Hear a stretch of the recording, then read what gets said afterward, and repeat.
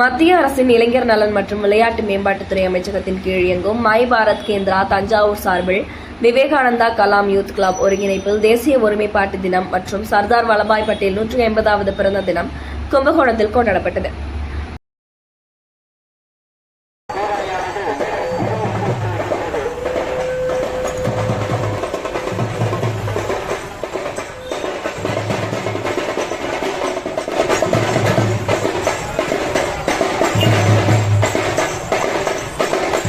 தொடர்ந்து தேசிய ஒருமைப்பாட்டு தின ஒற்றுமை பாத யாத்திரையை கும்பகோணம் சார் ஆட்சியர் ஹிருதியா விஜயன் IAS துவக்கி வைத்தார். மை பாரத் கேந்திரா இயக்குநர் திருநீலகண்டன், யூத் கிளப் தலைவர் மை பாரத் கேந்திரா ஒருங்கிணைப்பாளர் கணேசன், ரெட் கிராஸ் தலைவர் ரொசாரியோ பங்கேற்று வர கல்லூரி மாணவ மாணவிகள், ரெட் கிராஸ் உறுப்பினர்கள், தன்னார்வ தொண்டர்கள் நூற்றுக்கணக்கானோர் கலந்து கொண்டனர்.